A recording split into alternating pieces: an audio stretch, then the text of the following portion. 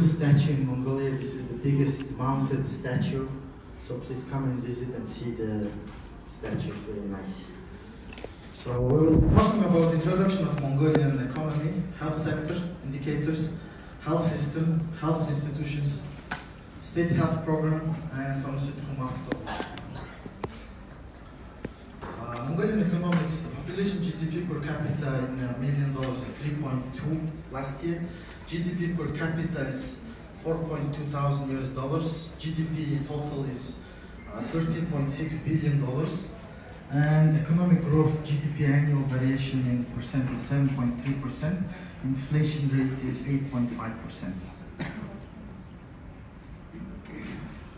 Total population is 3.2 million. Life expectancy at birth averagely for both is 70 years, but men live 10 years shorter than women.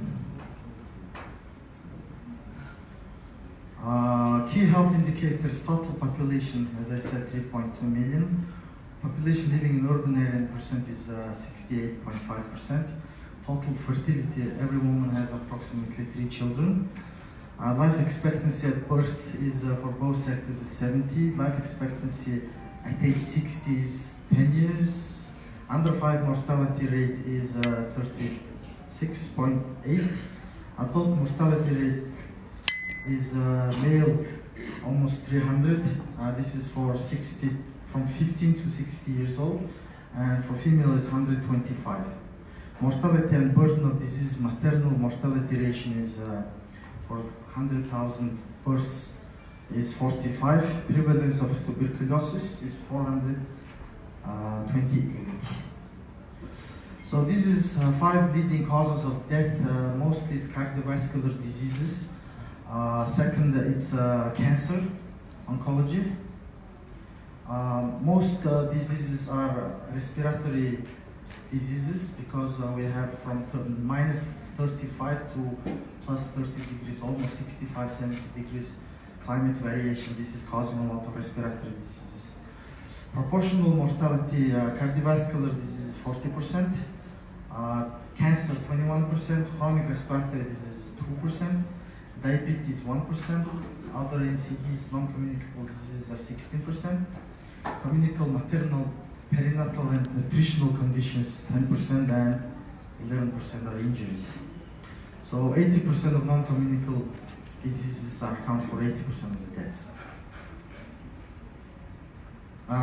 Morbidity information, this is non-infectious. 2 years ago it was almost 10,000 deaths were registered due to cardiovascular disease, cancer, diabetes, chronic respiratory diseases, which accounted for 61% of deaths, and 60% for between 30 and 70 years old. So cardiovascular from 30 to 70 is 3.3 thousand, cancer almost 3,000, diabetes 130, chronic respiratory 187.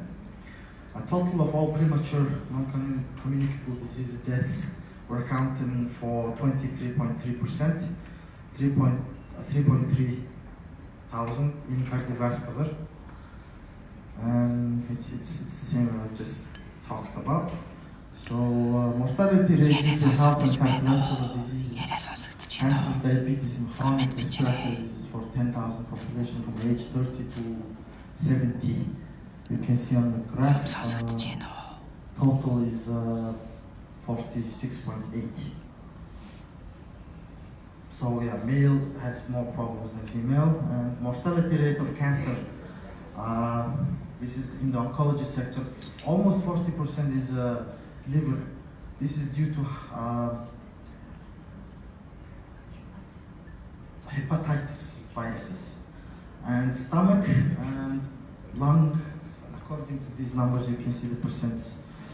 The structure of infectious diseases, 38% is sexually transmitted infections. Infections post-transmission is almost 1%. The highest is respiratory diseases, as I told about the climate, and intestinal infections are quite common. So this is the health structure for the Mongolian health sector. We have the parliament, the government, and some hospitals, national council, regional hospitals, and so on. Total 4,343 institutions, 52,000 people working in the health sector. Pharmaceutical registration, this is a very short version, but if you want a detailed version, please ask after the conference from my registration professionals.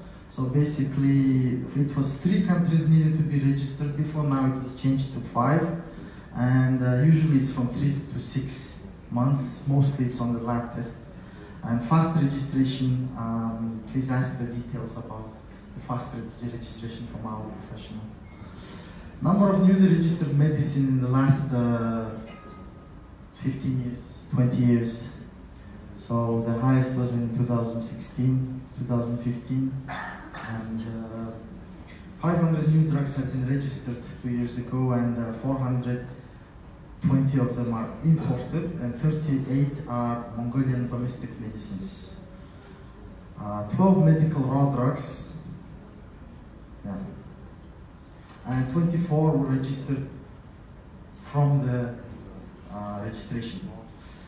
New registered medicine by country, of course, number 1 is Mongolian local production, and this is not 2019, this is total. Indian, Korean is getting more and more, and mostly European. So number of health institutions by every year, we have data for 2018, central and specialized hospitals are 13, regional diagnostic treatment centers are 5, these are government institutions. IMAC is a province, this means in the countryside, and this is 28 general hospitals. Sum is a sub-province, so inter-Sum hospitals are 39, and in the Sums we have 273 health centers throughout the whole nation, and village health center around 1920. And private health institutions, we have private hospitals, 1,583 private hospitals, family death center, 2 health centers, 219, and private drugstores, 1,460, according to 2018. Health institutions and human resources, a total of 4.3 thousand health facilities, and 13 central and specialized hospitals, 5 research and development centers. Okay, I'm just repeating. Employees of health sector, 52,000, 20% of them working in the primary healthcare, 17% secondary healthcare, 15% tertiary healthcare, and 20% in private hospitals and clinics. 26% in the maternity hospitals and other health organizations, respectively. Of total healthcare employees, there were 11.2 thousand physicians, 2.1 thousand pharmacists, 12.3 thousand nurses, and 7.8 other medical professional and technical staff. So, Mongolian health programs, there are multiples of them, but most famous one is the Healthy Liver National Program. This is for the oncology. And this Sofo, Spuvir, Litis, Pavir, and in the bottom you can see all the brands currently working in this program. Also, they are starting a program on the digestive cancer.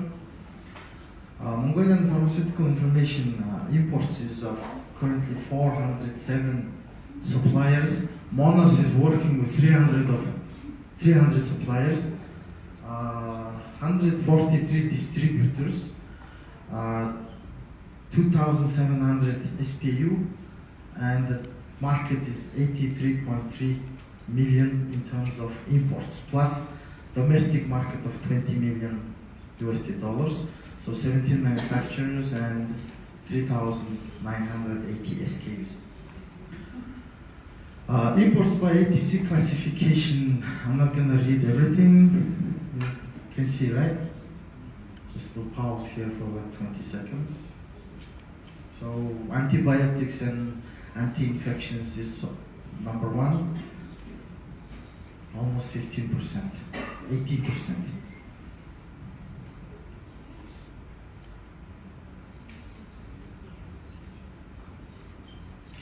Okay, so this is numbers for the business. These are the top suppliers with distributors. The green is Monos, red is Asia Pharma, blue is Make, Mongolian Imipix concern. So these three biggest distributors are doing 80% of the whole market.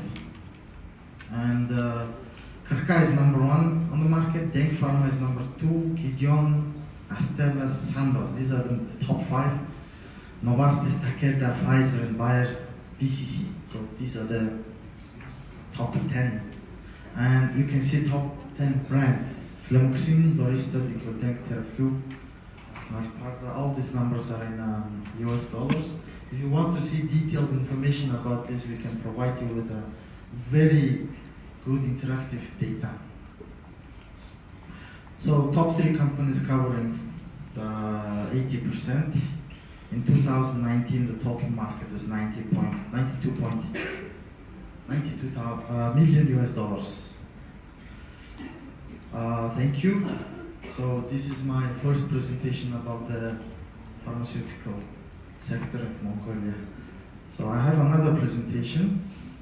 I will be presenting about a project we did for our digital marketing in the pharmaceutical industry. I thought it was a very interesting project. Can we start the clock again? I just need 12 minutes all I need.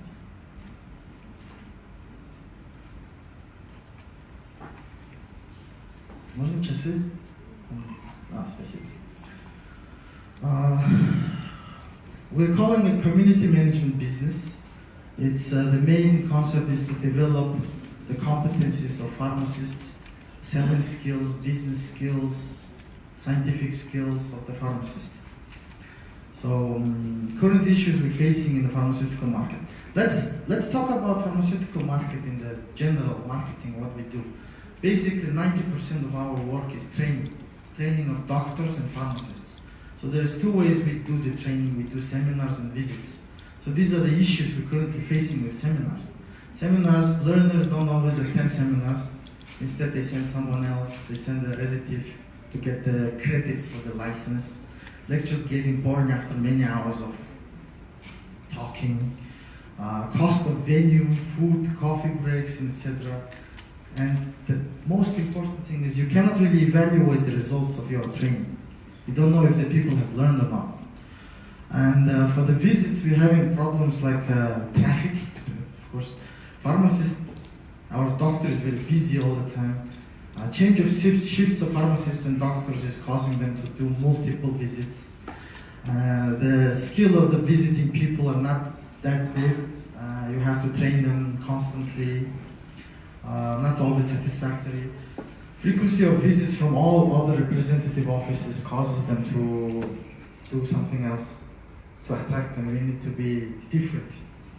So we developed a system.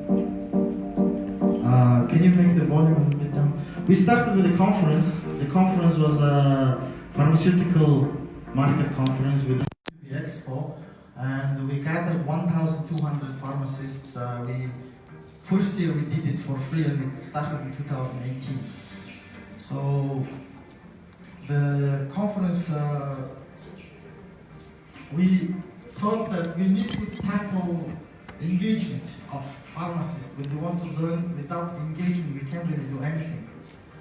So in the conference, we also had the B2B Expo, so the 50% of the conference was sponsored by this expo. So after the conference, we started doing different events every month. Instead of seminar training, we did picnic training event. They're divided into teams and they gather points, they compete, and in the end we can have actually really good results about the training methods. focusing on the emotions of the pharmacists. So we did Halloween party in October. It was very interesting, very entertaining. People, we could actually get some results from our training because the people, when they get emotional, they actually remember the training from those emotions.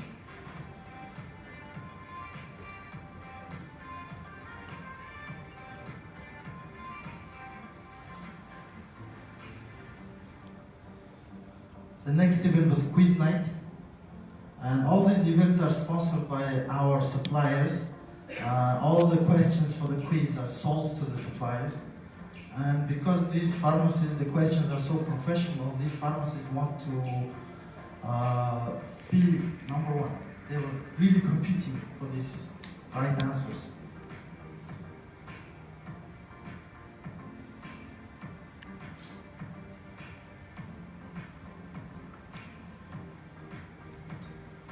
So at the end of the year, we had a New Year party. The New Year party, we announced the most engaging users, most engaging learners, and we give them prizes, we entertain them, party, dance.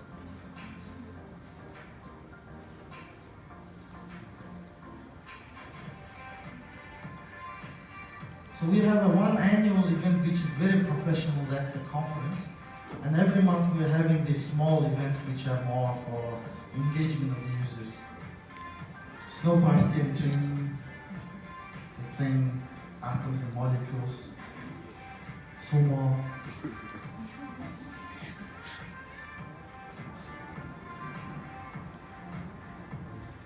So it's a more humane approach to training.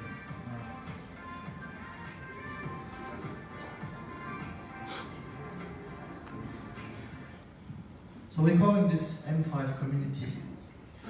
And this is the offline part of it. Also we have the digital part. Currently our offline and online events are a little bit separate.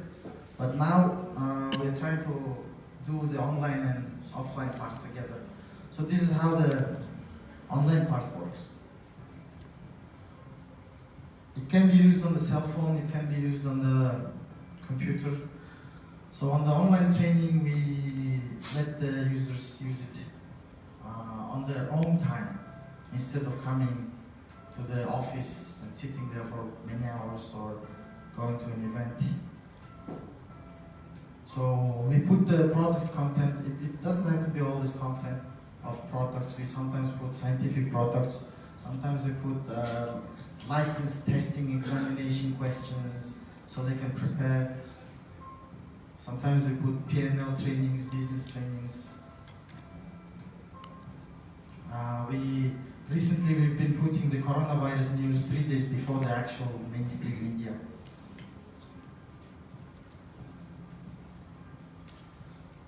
So this is the quiz section. You go to a quiz, you can try as many times as you want.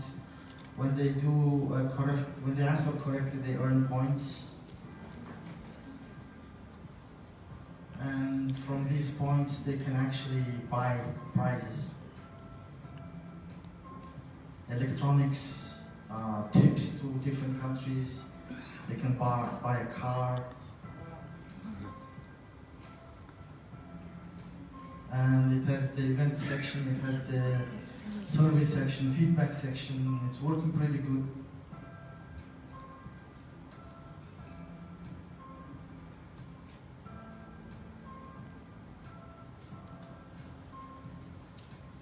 That's the invite for the conference, for example.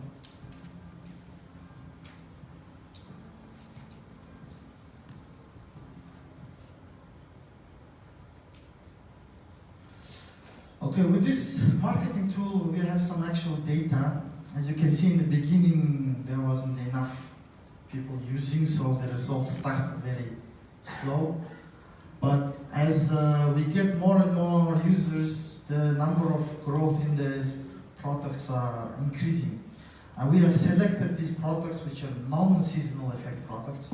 So the blue is before we use this digital platform, and the orange is after we actually implemented this platform. So the results are like this. The more users we have, the more sales growth. New product training was very special fact. For example, we have 100 retail pharmacies in Monos. Before when we launched the system, we had 36, 37 pharmacies. And for a new product, to get those products in the retail pharmacy in stock, it took us 1 month for visits. And because of changing shifts, we had to go again and explain everyone these products. But when this year we have 98 pharmacies. When we launch training before the product is actually arrived 1 week before, we had distribution in 98 of chain pharmacies in 24 hours. So this is a big improvement on penetrating new products into the pharmacies. So the conclusion is the good sides are other digital marketing. There is no other digital marketing agency in the pharmaceutical sector in Mongolia. Cost and time efficient. Our cost was 10 times less than a seminar. And the suppliers will pay only for pharmacists who actually pass the test. So we get results from it. Evaluation of training and the results, we got all the results, we know who's selling the product. It's very easy to use, it's very flexible, we can put training content and context, not only products, but any type of training topic. Learn anytime, at your own pace. Learning behavioral analytics of sales performance, of sales people. This is very important data we're getting, and user profiles can be used as career achievements, because when a pharmacist leaves one pharmacy, they never leave the market, they go to another pharmacy. And the most important thing is we get retail sales data by salesperson. So it's very nice analytics. The bad side is that it takes some time and effort. It took us 2 years to penetrate everything, online and offline. And independent pharmacies are not willing to share some of the data yet. And also one problem we're facing is the compliance of the biggest pharmaceutical companies. They don't trust the system because apparently it's too cheap. If we increase price, they might be actually interested in it. So yeah, this is, and in the end I would like to say that this community management business, we want to penetrate into different markets, not only Mongolia, but we've already started discussing in Kyrgyzstan, Kazakhstan, also other markets. If you are interested, please see me after this conference. Thank you.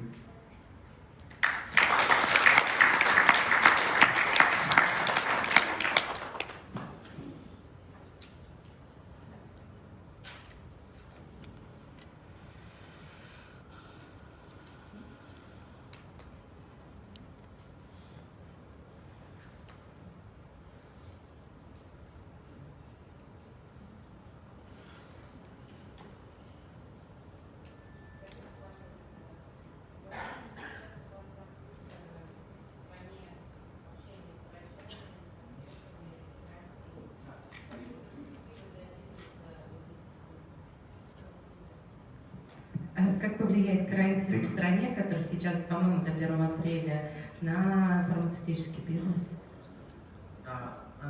Вот комьюнити, который я только что говорил, это пока для провизоров. Но вчера я с директором поговорил. Она говорит, сейчас во время карантина надо срочно для докторов это сделать. Я ей говорю, через 2 года карантин не будешь. Но с докторами тоже начинал какой-то digital способ вида коммуникации. Наверное, будет то же самое, но немножко подумать надо. С докторами немножко по-другому. Может быть, переходить на не на личную коммуникацию, если люди дома находятся, пациентов принимать по диджиталу и также обучаться. Есть такие перспективы? Сейчас визиты по больницам очень трудно, потому что из-за карантина, конечно.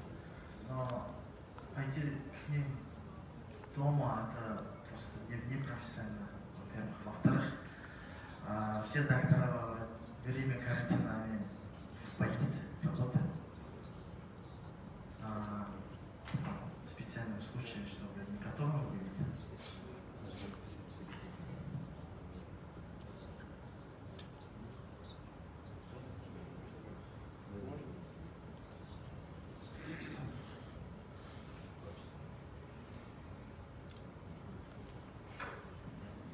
Большое спасибо за презентацию. У меня вопрос следующий. Вот некоторое время назад в Монголии для того, чтобы понимать рынок, нужно было ориентироваться на данные продаж, в том числе вашей компании, как лидера рынка.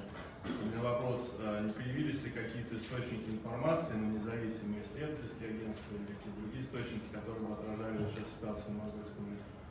Да, кроме Монуса я сам начал компанию для данных. Вот эта система, о которой мы говорим, это под нашей компанией, которая за данными работает. Мы сейчас обрабатываем данные на импорт от таможни. Сейчас у нас уже почти 50% данных на оптовых и там 10-15% данных на розничном уже. Мы собрали, перерабатываем, пока еще контракты с иностранными компаниями только с импортными данными, потому что там 100% импортные данные сейчас есть. На этом сейчас мы работаем. Наверное, от нас купить надо. Да. Но мы АМС уже 3 года уже даем АМС. Да.